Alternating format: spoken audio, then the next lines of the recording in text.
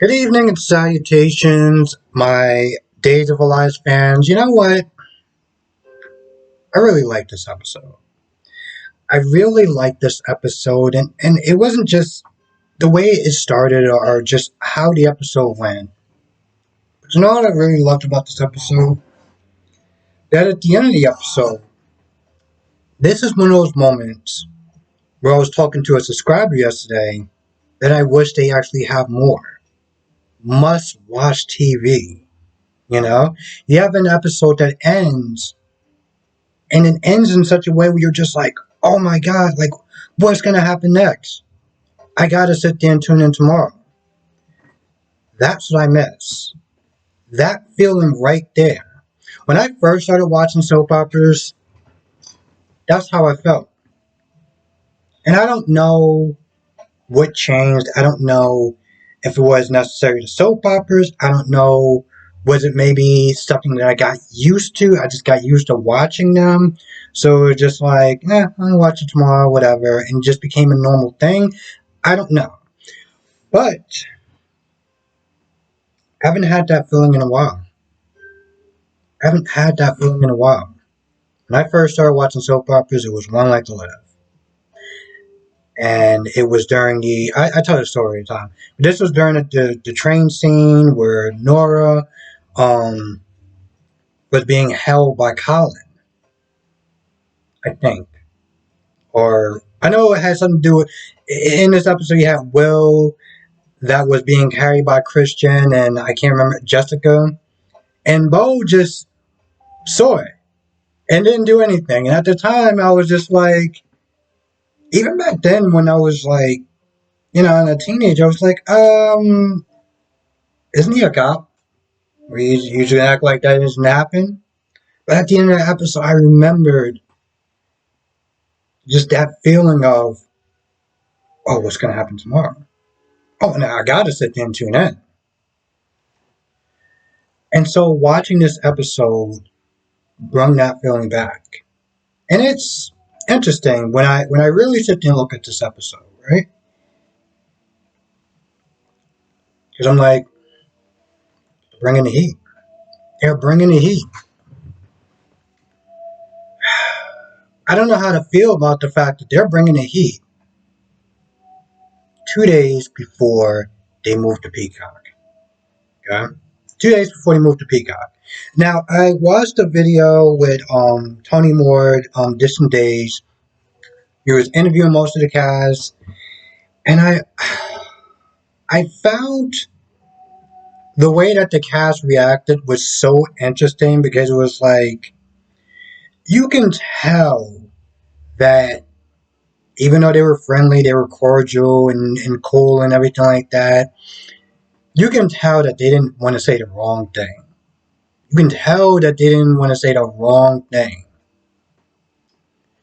Um, I think Tony Moore did a really good job as far as doing the interview and everything like that. I looked at some of the cast, like some of the stuff he was asking was very straightforward, simple questions where it didn't require like, should I say this or not? So I thought it was interesting. So he did a great job, but I just even when he asked a question like, oh, well, what do you think they're streaming on there and stuff like that, and it was like, oh, and you can tell that some of the people probably don't really watch a lot of NBC. I mean, to be honest, most of them probably don't watch a lot of TV because they're working. They're working, they're promoting, they're doing all sorts of stuff. They have very little time to sit there and watch something, to commit to something. So that's a factor too. But I don't know. It's like when Deidre Hall, when they were talking about shows to binge watch, and Deidre Hall was like, Law and Order. And I'm pretty sure she does watch it, but I felt like it was one of those knee jerk reactions. It was like somebody had to say something because we gotta all be rah rah rah about NBC and their shows. But again, I can give them all a pass because they're working like no tomorrow. Um, Now the thing is, I got Peacock. I was gonna get Peacock anyway.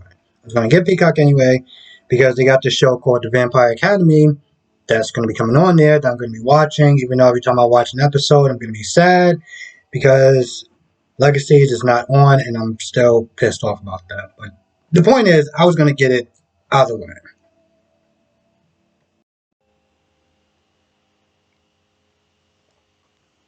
Rob was cracking me up today. Rob was Rob was coming. Rob was coming there with the jokes there, and I was here for it. Okay, yeah. Shannon wanted an update.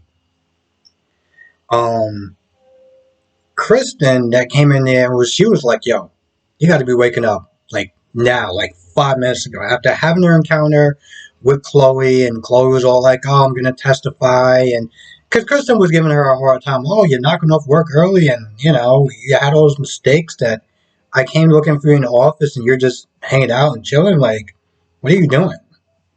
They get into it. She's all like, "I'm gonna testify," and starts getting on her and everything like that. So at this point, Chloe's like, "Yeah, you gotta go. You gotta go. I want to get my whole family back. I want to get Brady back for some odd reason."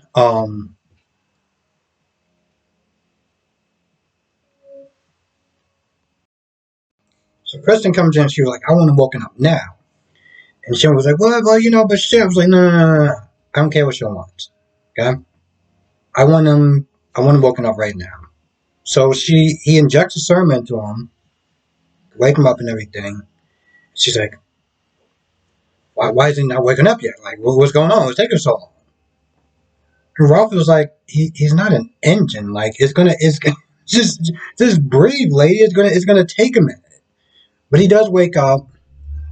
Before he even wakes up, Ralph is like, "I don't know if it's gonna work. I had one session with him. Like, that was it. You're trying to rush me, and I don't even know if this whole thing works." And they sit there like, "Oh, you remember Chloe, right? Chloe? Yeah, you're gonna sit there and dress in your suit, and you're gonna go and wake her up, and I mean, you're gonna get her back." And he does remember Chloe Lane and stuff like that. But I'm like, "Well, you rushed the hell out of this process. Like, you really did. You didn't need to, but you and your feelings." So he wakes up, and Kristen goes to Chloe's, thinking that she's gonna see Stefan. When she gets there, Brady opens the door. And Brady's like, "Oh, who was you expecting?" Stefan is at the Damaris crypt, seeing his marker and everything like that. And I gotta sit there and say, that just seems surreal.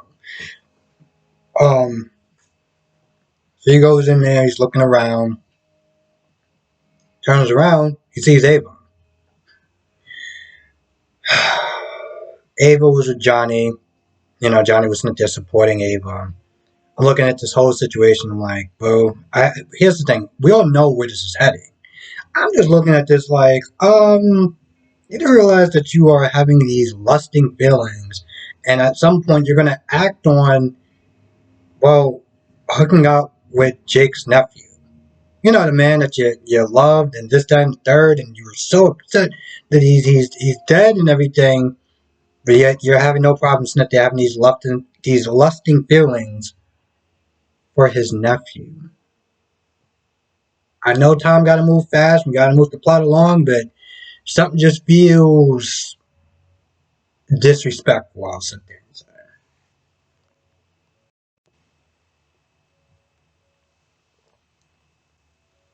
Now, after that, EJ comes in there and he goes back and forth for her. EJ is about the pettiness today, okay? That's his emotion right there. EJ is about the pettiness. He gets into it with her, talking about, "Oh, you're going to sit there and see Jake and you're going to go crazy and you're lusting at my son," and all this other stuff. Not that long ago, he was in Gabby's face. He walked up, he came in the office or whatever, and Gabby's looking at papers. Um, and, EJ's all like, "Oh, you need help with the big words?" I'm like, "EJ, you're a dick."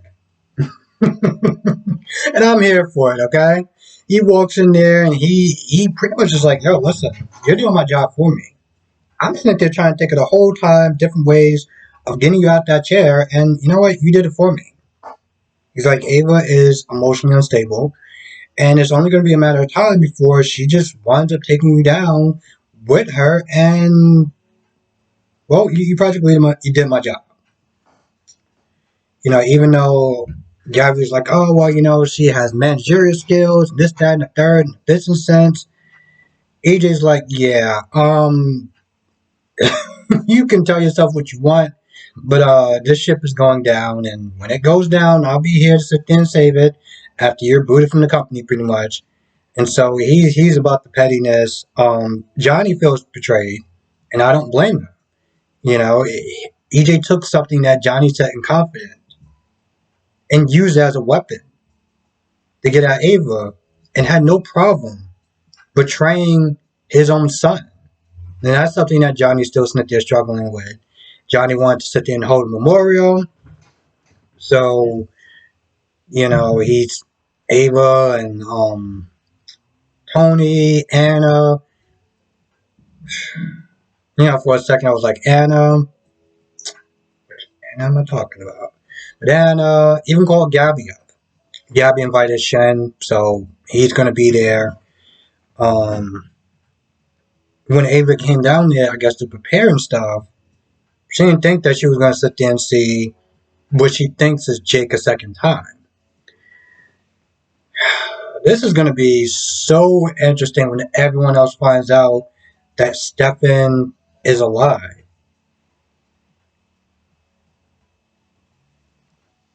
And, it really makes me think about this move that they were doing and when they were planning on doing it. Because at some point, Stefan's going to be not just creeping around and stuff like that where, only Ava sees him. Eventually, everybody's going to see him. And everyone's going to have different mixed reactions. Okay? And I'm here for it. But it makes me sit there and think, man, I'm going to be honest, the way y'all told this stuff at the last minute is just like, they did this for, you know what I'm saying? They did this. The way, I feel like, I don't know. I feel like now that it's starting to really heat up, especially Stefan being gone so long, him coming back, the fans, the fans wanting Gabby and Stefan back. And in reality, when Jake came around, this isn't what the fans wanted. Okay? And he was around for about 2-7 years. And finally, they decided to correct that mistake and kill him off and bring back him as Stefan. But now that they're correcting the mistake, they're doing it at a time where things are starting to heat up and the 12th is around the corner.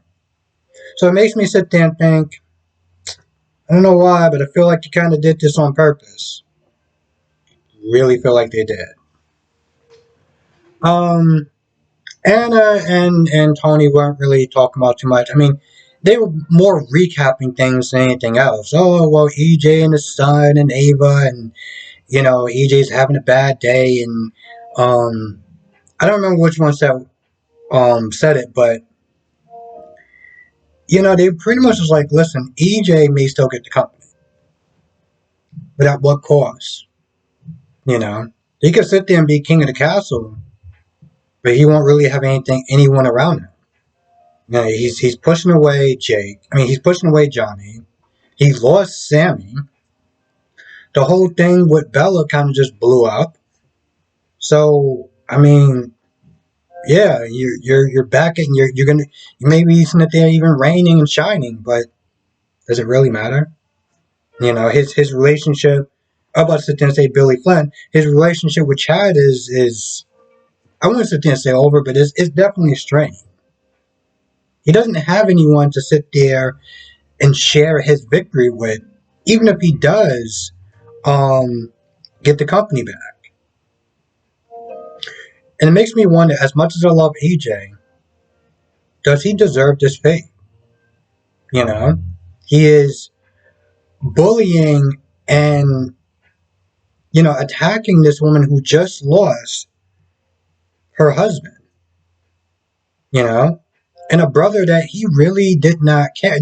There was like no emotion whatsoever. There was no sense of sadness. It was like, Oh yeah, that guy, whatever. But at the end of the day, that's family. And he can even act like muster up any sort of feelings, guilt, or anything. He pushed away his son, his brother. I don't know what's going on between him and Kristen. The only person he really got in his corner right now is Tony. It's a hollow victory, even if he does win. And in a lot of ways, from all the stuff that he's been doing, that's actually what he deserves. And I'm a fan of his, and I'm just saying that's what he deserves.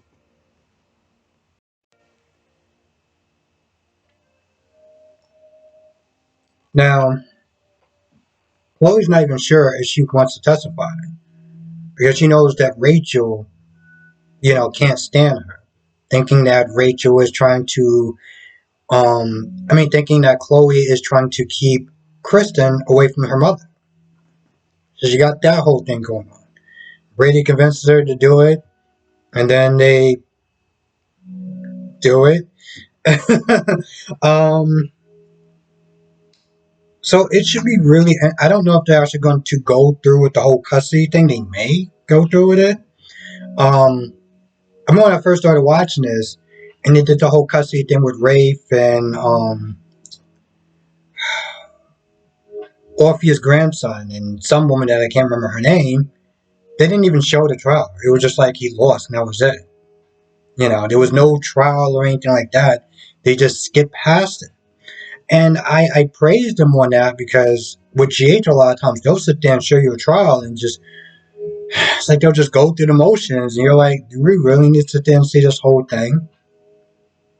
Sometimes it's necessary because the actual um the plot around it and just how suspenseful it is. But I praised them on just skipping that whole thing and going right towards the end. I think it probably had a lot to do with maybe the child actor and the woman that again I can't remember her name. Um, I was like, what am I? I was like, where am I even going with this? Oh, so yeah, it should be interesting. But yeah, she was like, she wasn't too sure if she wanted to do it. But it should be interesting to see how that whole thing is going to unfold.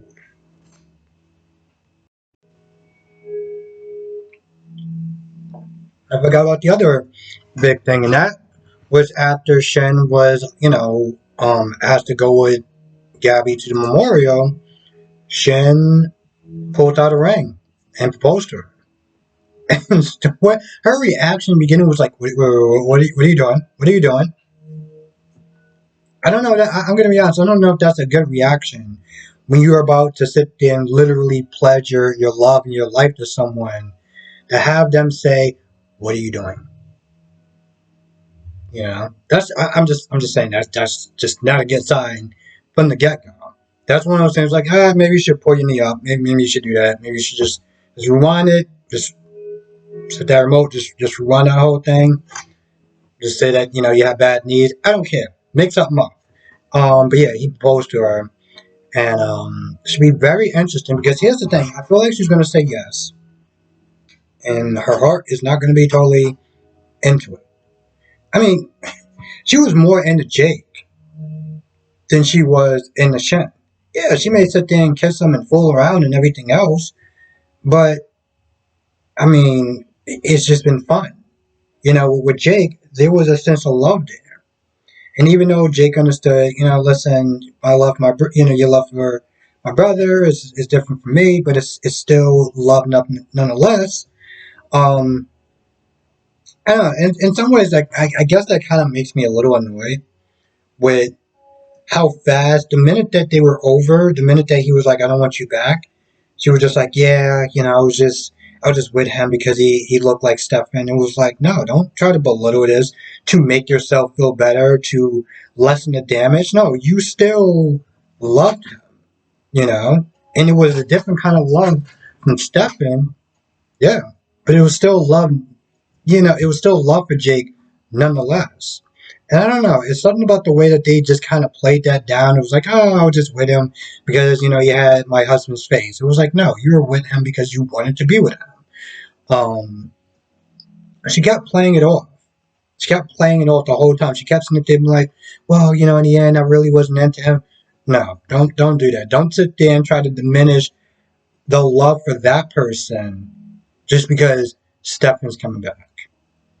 Even in real life, you can have more than one love, and your love can be different than the love that you have for the current person, and it doesn't lessen it, and it doesn't mean it's not any amount of love.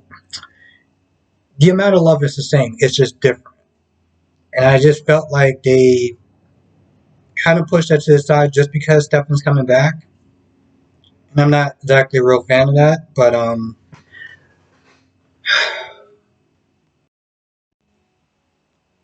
anyway, I feel like that's about it for the most part. I don't think I really kind of left too much stuff out, or at least the most pertinent information.